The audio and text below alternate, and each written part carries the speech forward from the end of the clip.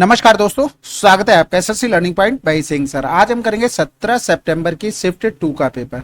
ठीक है, चलो फिर हम लोग तेजी से बढ़ रहे हैं एंडिंग की तरफ। आशा है कि आप लोग अच्छे से तैयारी कर रहे होंगे।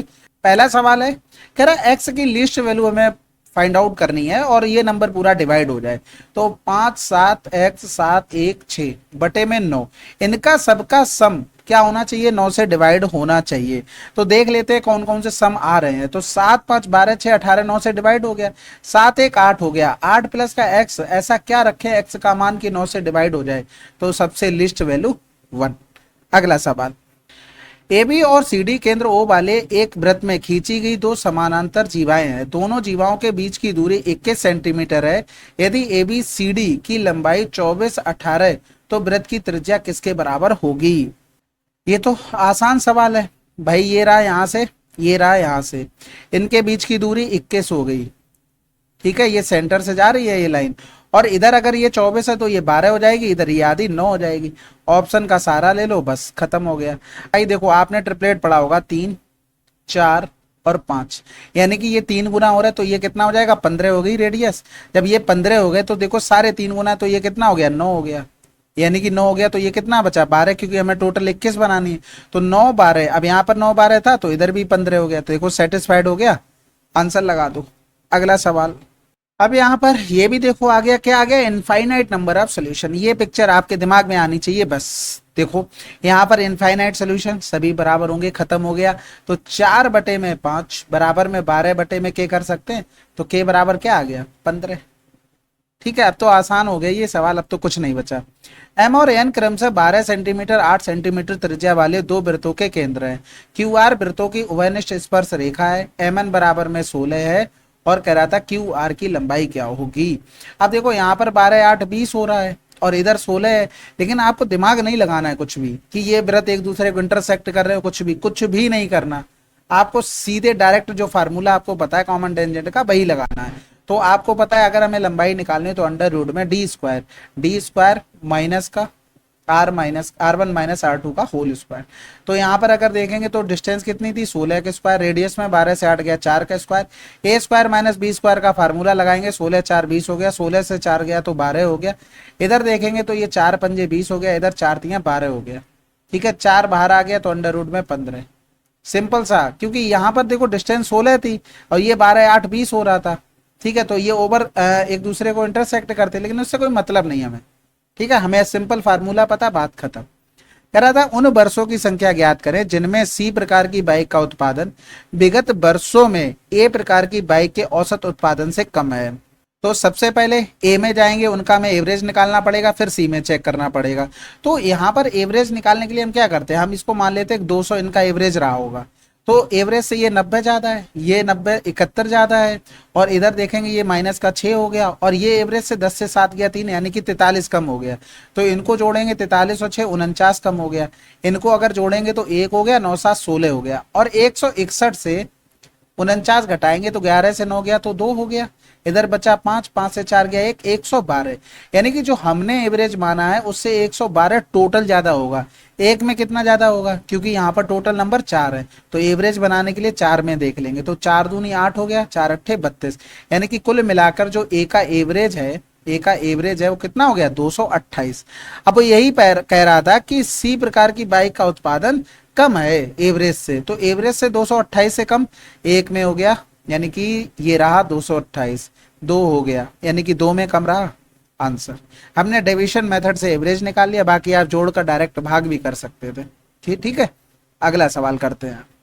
अब ये सवाल तो आसान है, आप वैसे नॉर्मल भी होल स्क्वायर करके जोड़ेंगे तब भी आ जाएगा, अगर नहीं जोड़ेंगे फिर भी आपका आंसर आ जाएगा, क्योंकि हमें यहाँ पर थीटा बराबर में 0 रखना है। बस खत्म हो गया। तो ए बराबर में यहाँ एक्स हो गया, इस कंडीशन में रखेंगे तो ये 0 हो गया, यानी कि बी बराबर में क्या हो गया? माइनस का बाई हो गया। अगर ए स्क्वायर बराबर लिखेंगे तो एक्स स्क्वायर हो गया, बी स्क्वायर बराबर लिखेंगे तो वाई स्क्वायर हो गया। इसमें वैल्यू पुट कर दो, एक्स स्क्वायर प्लस का वाई स्क्वायर, आंसर आ गया। ठीक है, नॉर्मल सवाल था। अगला सवाल करते हैं, सिंप्लीफिकेशन है भाई, करते हैं। तो इधर 16 पंजे 80, 80 से 10 गया तो 70, 70 से 5 और कम किया तो 65 हो गया, बटे में 16 हो गया। 13 कम 13 12 25 बटे में 13 हो गया। तो 13 पंजे 65 हो गया, 25 पंजे 125 बटे में 16 हो गया, और 16 सत्ते 112 हो गया, 13 फिर से बच गया बटे में 16। अगला सवाल कह रहा था दी गई अवधि के दौरान कंपनी द्वारा भुगतान की गई बोनस की कुल राशि इस अवधि के दौरान भुगतान की गई वेतन की कुल राशि का लगभग कितना परसेंट है। तो बोनस हमें ये पता लग गया, ठीक है, और सैलरी ये, तो सैलरी को जोड़ेंगे भाई। तो 4 12 हो गया, 18 हो गया, एक कैरी हो गया, 2 4 7 11 और एक 12, फिर कैरी एक हो गया। तो सबसे पहले 4 3 12 हो गया, 12 4 16 एक 1728 आ गया। अब हम बोनस की बात करेंगे तो इधर 8 4 12, 12 2 14, 14 6 20, कैरी 2, तो 8 2 10, 16 हो गया, 16 5 21 और 9 30 हो गया, हाथ से लगा 3 हो गया, 3 3 6, 3 9 12, 2 14 और 3 17 हो गया। और सबके दो के बाद पॉइंट लगा था, पॉइंट आ गया। अब यहाँ पर यही पूछा था कि 1728 इसका कितना परसेंट ये ही बराबर है, तो खत्म हो गया सवाल। आप देखोगे तो 1700 हो गया और एक बार भी भाग नहीं जा रहा है। इसका मतलब अगर अप्रोक्सीमेट देखें तो 1 ही % होगा। अगर फिर भी डाउट है तो आप ऐसे करके देख लिया करो, वैसे उसमें कुछ है नहीं देखने वाला। तो यहाँ पर पॉइंट लगाएंगे, 0 बढ़ाएंगे, ठीक है। अब आप भाग करो ना, कितनी बार करोगे, 10 बार तो कर नहीं पाओगे, ज्यादा हो जाएगा, 9 बार भी, 8 बार भी, जितना हो। यानी कि पॉइंट के बाद कुछ नंबर आया होगा, इसको राउंड ऑफ करके क्या लिख दिया गया होगा, 1%। बस इतना ही करना था, नहीं तो पूरी कैलकुलेशन फिर तो लेंदी हो जाएगा, ठीक है। कह रहा बेलन की ऊंचाई और व्यास इतने हैं, यानी कि 2 का भाग कर देंगे तो ये क्या बन गई, रेडियस। कुल पृष्ठीय क्षेत्रफल और वक्र पृष्ठीय क्षेत्रफल का अनुपात क्या होता है, ये याद रखने वाली चीजें होती है। देखो कुल पृष्ठीय क्षेत्रफल 2πr h प्लस का r और वक्र पृष्ठीय क्षेत्रफल 2πr h, ठीक है। तो यहां से देखेंगे पाई और ये कैंसिल, r ये कैंसिल, यानी कि h प्लस का r अपॉन में h, यही तो आ जाएगा। तो ये याद होना चाहिए आपको, ऐसा नहीं कि इस पे आप फार्मूले लिख रहे फिर बना रहे। तो यहां पर करेंगे, ये तो 14 हो गया r बराबर में, तो इनको जोड़ेंगे 14 12 26 और बटे में हाइट आ जाएगी 12, तो 13 हो गया और 6 हो गया, यानी कि 13 6 आंसर। अगला सवाल, एक कंपनी में पुरुष और महिलाओं का अनुपात इतना है, जब कंपनी में 150 अतिरिक्त महिलाओं को नियोजित किया जाता है तो अनुपात इतना हो जाता है। कंपनी में कितने पुरुष कार्यरत है। कह रहा था 150 अतिरिक्त महिलाओं को, किसको अतिरिक्त बुलाया गया, महिलाओं को अतिरिक्त बुलाया गया है। इसका मतलब है पुरुष पे तो कोई फर्क नहीं पड़ा। तो जैसा देखा हमने, पुरुष यहाँ पर भी 5 है, यहाँ पर भी 5 है, तो महिलाओं में जो अंतर देखा हमने वो कितना बचा, 4 से 3 गया, 1 1 बराबर में 150 दिया गया था, बस खत्म हो गया सवाल। कह रहा था कंपनी में कितने पुरुष कार्यरत है, तो 5 बराबर निकालना था, यानी कि 15 पना 75 750। अगला सवाल कह रहा था समकोण त्रिभुज एबीसी सी पर 90 है, सीएम परपेंडिकुलर एबी हो गया, एबी 18 है, बीएम 6 है, तो सीएम की लंबाई बतानी है। सीएम की लंबाई बताओ भाई अपने अपने स्टेट के, कौन कौन बता पाएगा। एक बार तो कैटरीना की हाइट पूछ ली गई थी। तो यहां पर देखेंगे सीएम एबी पर परपेंडिकुलर है, ठीक है। एबी आपको 18 दे दिया था, बीएम आपको 6 दे दिया था, यानी कि ये बीएम हो गया, ये 6 दे दिया था, ये 12 हो गया। और ये हमें निकालना, तो आपको पता होना चाहिए एक्स स्क्वायर बराबर में 6 गुणे में 12 हो गया। दोनों तरफ रूट ले लो, यानी कि एक्स बराबर में क्या आ जाएगा, 6 बाहर आ जाएगा, रूट तो आंसर। ये प्रॉपर्टी आपको पता होनी चाहिए, नहीं पता है तो थोड़ा दिमाग लगाओ, आपको पता लग जाएगी। कैसे, जैसे ये 90 था और अगर इसको हम थीटा मान लें, 1 सेकंड, क्योंकि ये सिमिलरिटी का पूरा कॉन्सेप्ट होता है, इसमें और कुछ नहीं होता। तो ये कितना होगा, 90 माइनस का थीटा होगा, इसका मतलब ये थीटा होगा, क्योंकि ये पूरा कितना था, 90 डिग्री था। अब जब ये 90 हो गया, इधर भी 90 है, तो ये कितना हो जाएगा, 90 माइनस का थीटा हो जाएगा। दोनों ट्रेंगल छोटे वाले जो बने हैं वो सिमिलर हो गए, यानी कि 90 माइनस के थीटा के सामने इसमें एक्स है, तो दूसरे वाले ट्रेंगल में 90 माइनस के थीटा के सामने क्या है, 12 है। फिर उसी ट्रेंगल में देखेंगे कि थीटा के सामने 6 है और छोटे वाले में थीटा के सामने मतलब इधर वाले में एक्स है, बस। और ये याद रखनी पड़ेंगी चीजें, आप इस तरीके से बनाओगे पेपर में टाइम ही नहीं बचेगा। फिक्स पैटर्न की चीजें तो याद कर लो, जो सब दुनिया करे बैठे, आप नहीं करोगे कैसे चलेगा। रहता है एक मोटर बोट को धारा के अनुकूल जाने में 18 घंटे और समान दूरी तक वापस आने में 36 घंटे लगते हैं। नाव की गति स्थिर जल में चाल और धारा की दिशा की चाल का अनुपात क्या है।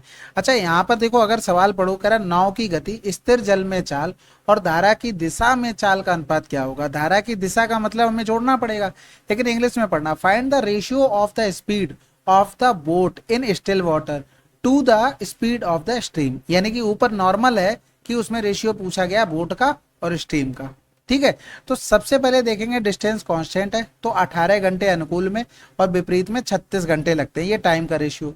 तो स्पीड का रेशियो जस्ट अपोजिट हो जाएगा क्योंकि डिस्टेंस कांस्टेंट है। तो ये आ गया, यानी कि अगर हम यहाँ लिखना चाहें तो ये दिशा में ए प्लस बी, यानी कि बोट और स्टीम की आ गई चाल, ये ए माइनस बी अपोजिट का आ गया। यानी कि अगर यहाँ पर लिखेंगे ए प्लस बी, ए माइनस का बी, तो 2/1 हो गया। यानी कि कंपोनेंडो एंड डिविडेंडो लगाएंगे तो 2 1 3/2 से 1 गया एक आंसर। कंपोनेंडो एंड डिविडेंडो जानते हो ना, ये अगर लिखा हो तो एक बार हम जोड़ देते हैं, एक बार हम घटाते हैं, वही चीज हम इधर करेंगे। इससे हम इस पर भी जा सकते हैं, इससे हम इस पर भी जा सकते हैं।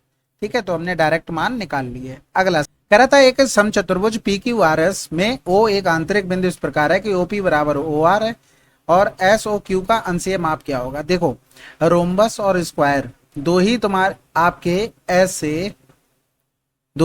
ऐसे चतुर्भुज है जिनके डायगोनल हमेशा 90 डिग्री पर काटते हैं। ये चीज ध्यान रखना, हमेशा 90 डिग्री पर और बराबर बराबर भागों में। तो पी क्यू आर एस हो गया। अब वो कह रहा था कोई पॉइंट है ओपी बराबर में ओ आर, तो एक ही कंडीशन बनती है, ये डायगोनल बनेगा, कोई और कंडीशन इसमें बनी नहीं सकती, ये दोनों बराबर है। बस खत्म हो गया सवाल। एस ओ क्यू, यानी कि एस ओ क्यू लिखेंगे तो ये भी एक डायगोनल बनेगा, डायगोनल बनेगा तो 180 आ जाएगा। खत्म हो गया। अगला सवाल, इसमें देखो भाई कह रहा 2021 तथा 2022 में कारों की कुल लक्षित उत्पादन और 19-22 तक कारों के कुल वास्तविक उत्पादन का अनुपात क्या है। तो यहाँ पर ये एक्चुअल था, ये टारगेटेड था। तो 21 तथा 22 में, तो 21 तथा 22 में टारगेटेड वाला हो गया 59 और 65, यानी कि 9 5 14 की 4 हाथ से लगा 1 हो गया, तो 6 6 12 हो गया 124। और टारगेटेड 19 से 22 लिखा है, यहाँ पर देखना ये तथा लिखा है, यहाँ 19 से 22 लिखा है। तो हमें 19 से 22 वाला कौन सा लेना है, जो वास्तविक है यानी कि एक्चुअल है, यानी कि ब्लू कलर वाला। उल्टा ले लिया ना, चलो कोई नहीं, सही कर लेते हैं उसे। एक सेकेंड, ये हटा देते हैं, पूरा ही हटा देता हूं। तो यहाँ पर इनका मान लेना था, तो ये 115 हो गया, 150 हो गया, 115 कह रहा हूँ। इधर हो गया 6 2 8 9 8 17 17 और 5 22 हासिल लगा 2 3 2 5 8 13 और 6 19 हो गया। ठीक है, इनका हमसे क्या पूछा था, अनुपात पूछा था। तो अनुपात के लिए यहाँ पर 2 से काटेंगे तो 2 में 18, 2 छक्के 12 हो गया। इधर करेंगे तो 2 सत्ते 14, 2 पंजे 10 हो गया, 7 5 12, 3 से कट जाएगा, 3 त्रिका 9, 3 दूनी 6 और हो गया इधर 25 3 75, यानी कि 25 32 लिखा है कहीं। अब 25 32 दो ऑप्शन में लिखा है, तो हमें थोड़ा देखना पड़ेगा किसको पहले लिया, पहले टारगेटेड वाले को पहले लिया है। तो इसका मतलब इस तरीके से आंसर आ जाए। ऑप्शन से भी सतर्क रहा करो, अगर गलत हो गया तो फिर बहुत पछताना पड़ता है। अब इस सवाल को देखो, यहाँ पर देखो डायरेक्ट रिजल्ट, आपको 2 रिजल्ट याद रखने होते हैं। एक होता है 1 माइनस का 2 sine square theta cos square theta. इसी तरीके के एक दे देता है आपको साइन की पावर में 6 है, यहाँ पर ए कर लो, नहीं तो आप लोग कंफ्यूजन में होंगे। ठीक है, यहाँ पर हो गया कॉस की पावर में 6 है, तो ये हो जाता है 1 माइनस का 3 साइन स्क्वायर है कॉस स्क्वायर है।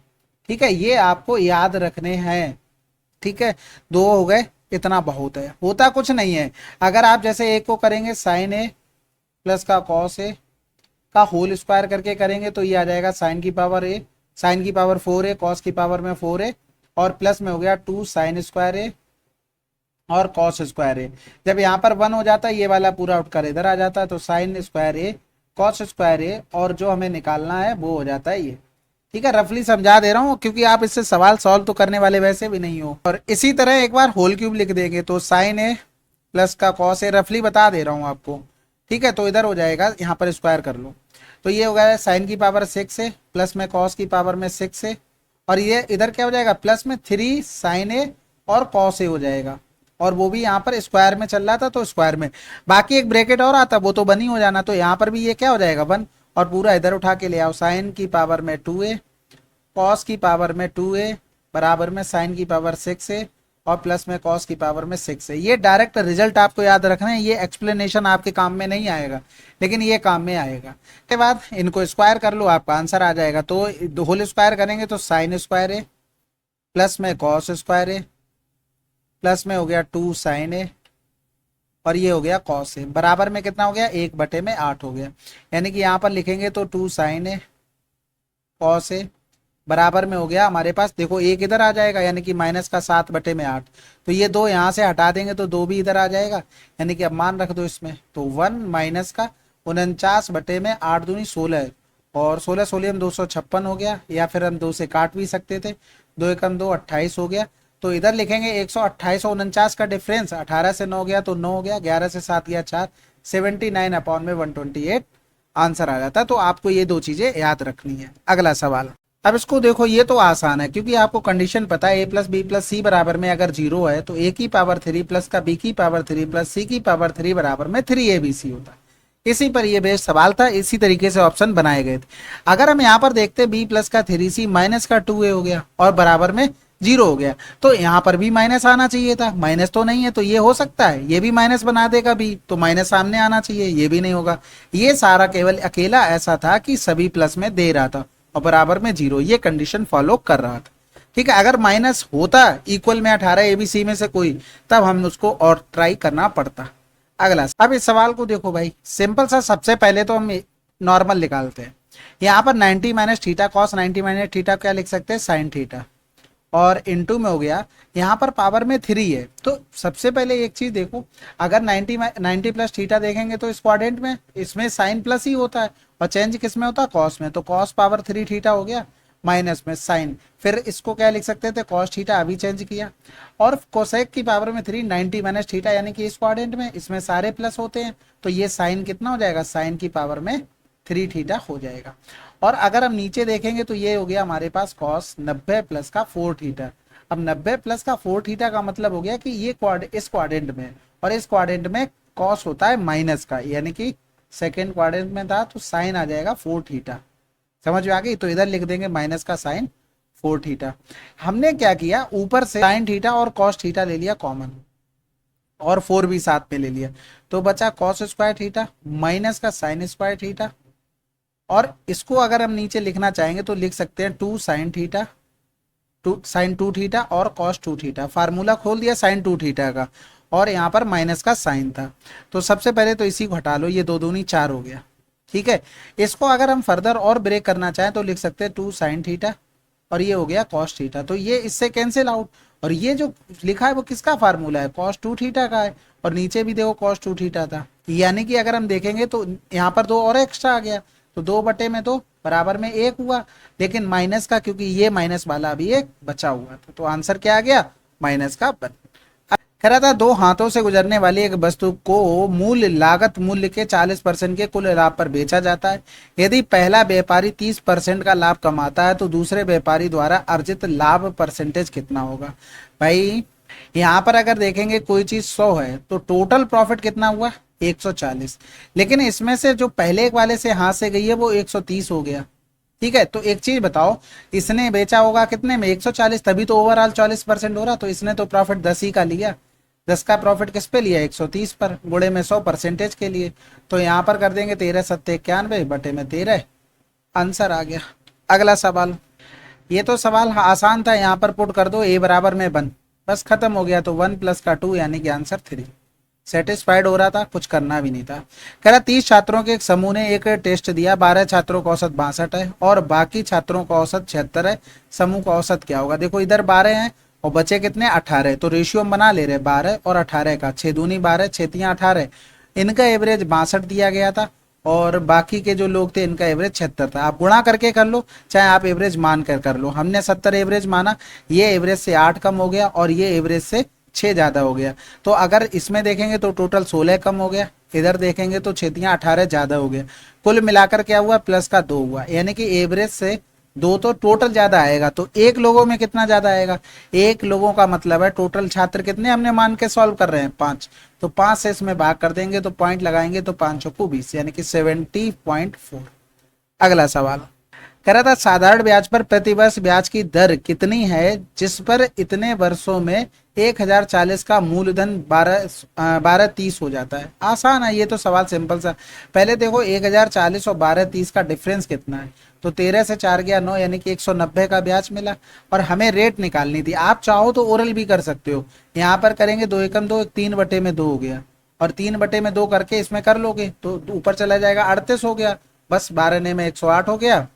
तो सिंपल सा भाई, कितना था मूलधन, 1040 का मूलधन इतना हो जाता है, यानी कि 1040 मूलधन था, टाइम 2 एकम 2, 3 बटे में 2 इंटू में r बटे में 100 बराबर में हो गया 190। ठीक है, तो एक जीरो तो इधर चला गया, इसके अलावा कुछ कटना नहीं, ये कट जाएगा केवल। दो पंजे 10 हो गया और दो दूनी 4 हो गया, इधर करेंगे तो ये आ जाएगा 13, 4 बार तो 4 चौकू 16 और 3 बचा, 4 सत्ते 28, 4 पंजे 20। ये वाला भी है ना, ये हटा दो, यहाँ से जीरो इधर लगा लो, तो आर बराबर में आ गया 475 अपॉन में 39। अब हमें 39 का टेबल वेबल नहीं पढ़ना है कुछ भी। 9 दूनी 18, 18 में 7 जोड़ा तो 5 यूनिट डिजिट, 9 एकम 9, 7 16, 9 तिया 27, 7 4 आ गया, 9 एकम 9 जीरो हो जाएगा यानी कि 7 आएगा। बताओ, यूनिट डिजिट से काम कर लिया, बाकी आराम से पूरा आप कर सकते हैं। अगला सवाल कह रहा था, एक चुनाव में दो उम्मीदवारों ने चुनाव लड़ा, 80% मतदाताओं ने अपने मत डाले, जिनमें से 5% मत अवैध पाए गए। विजयी उम्मीदवार को 70% मत वैध मत मिले और इतने मतों से चुनाव जीत गया। मतदाताओं की कुल संख्या की गणना कीजिए। देखो, कुल मतदाताओं की टोटल संख्या हमने मान ली x, उसमें से 80% मतदाताओं ने अपने मत डाले, ठीक है, 5% ने नहीं डाले, यानी कि 5 अवैध हो गए, तो 95% वैध मत हो गए। अब इसको हम टोटल को 100% मान लेते हैं, यानी कि 100% इनको माना, तो एक को 70 मिले होंगे तो दूसरे को 30 मिले होंगे, तभी तो 100% बनेंगे। हारा जीती कितने से हुई? 40% से। तो यही हमें दिया गया था, कितना? 36480। तो कर लेते हैं भाई गुणा भाग, यहां से किया तो ये जीरो चला गया, एक जीरो इधर चला गया, इधर किया तो 19 हो गया, इधर किया तो 5 सत्ते 35, एक बच गया, 5 दूनी 10 हो गया और 4 बचा, 5 ने 45, 5 छक्का 30 हो गया। यहाँ पर अगर देखेंगे तो 3 जीरो आने हैं, 3 यानी कि 2 2 4 जीरो आने हैं। आंसर भाई x बराबर लिखोगे 7296 इंटू में 100 इंटू में 100 और बटे में हो गया हमारे पास 8 गुणे में 19 गुणे में 4। अब यहां से आप इतना लॉजिक बैठाना पड़ेगा, क्योंकि देखो अगर आपने 8 से काटा, पूरा पूरा काटना, 8 ने 72, 8 एकम 8, 8 दूनी 16 हो गया, इधर करेंगे तो 4 दूनी 8, एक बच गया, फिर 4 दूनी 8, 4 अट्ठे 32, 19 एकम 19, 19 दूनी 38। तो यहाँ पर कटने का सेंस है, जैसे 4 से आप चाहो तो 25 बना सकते हो, लेकिन फिर ऊपर गुणा करके आ जाएगा। और मैंने लॉजिकली ये सोचा था कि 8 गुणे में 19 गुणे में 4, 4 नेम 36 हो गया और 6 अट्ठे 48 हो गया, यानी कि 8 में किसका गुणा करें? 6 मिल जाएगा। तो हमें केवल यहां से ही दिख रहा था कि 8 दूनी 16 होता है, तो हमारा ऊपर 6 मिल जाएगा, इस वजह से और लॉजिकली सोच लिया था। इसके अलावा कैलकुलेशन तो है ही अपने पास, उसमें तो आप एकदम फिट हो गए। कह रहा था, यदि रसायन विज्ञान में उच्च अध्ययन करने के लिए रसायन विज्ञान में न्यूनतम 40% अंक की आवश्यकता है, तो कितने विद्यार्थी रसायन विज्ञान में उच्च अध्ययन करने के लिए पात्र होंगे? तो 40%, यानी कि अगर हम देखें 40% इसका कितना होता है? 20 नंबर होता है, तो 20 यानी कि ये 66। खत्म हो गया सवाल।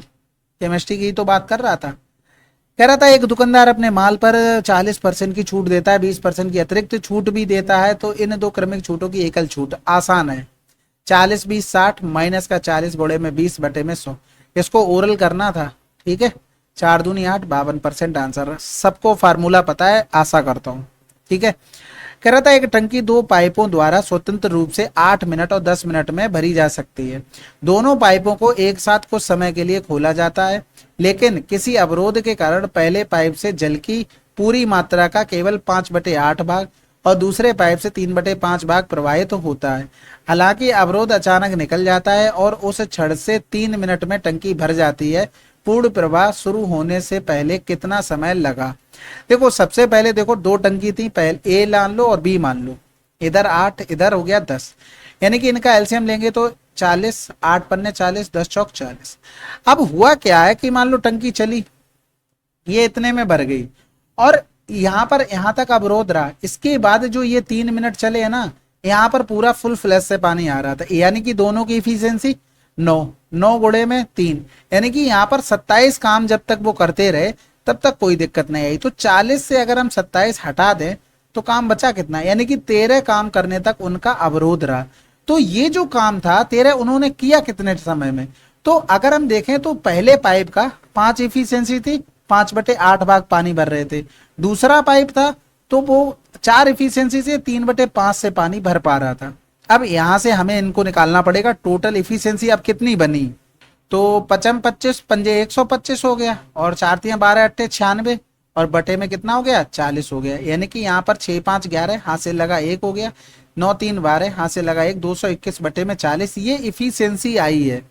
ठीक है, अब यहाँ पर देख लेंगे ये 13 काम करने में कितना समय लेंगे, 221 गुणे में ये 40 ऊपर पहुंच गया। तो इधर देखेंगे 13 कम 13, 13 सत्ते 91 करेंगे, 17 दूनी 34 हो गया, 6 बटे में 17 हो गया। और हमसे यही पूछा गया था कि पूर्ण प्रवाह शुरू होने से पहले यानी कि अवरोध हटने से पहले उसे कितना टाइम लगा, अवरोध चल चुका था, और यही हमसे पूछा गया था। अगला सवाल, चलिए फिर ये 17 की शिफ्ट 2 थी और ये हमने कंप्लीट कर लिए 25 क्वेश्चन, अच्छे भी क्वेश्चन थे और आसान भी क्वेश्चन थे। आसान क्वेश्चन ज्यादा थे, टफ क्वेश्चन कम थे, लेकिन टफ के ही पीछे भागना है आप लोगों को, तो अच्छी बात है भाई। मुझे लगता है भाई केवल सिलेक्शन लेके देंगे, बाकी तो क्वेश्चन सब बेकार आते हैं। कोई बात नहीं, करते रहो, आज नहीं कल समझ में तो आ ही जाएगा। बाकी कोई सजेशन हो कमेंट बॉक्स में लिखिएगा। मिलते हैं अगले वीडियो में, तब तक के लिए जय हिंद जय भारत।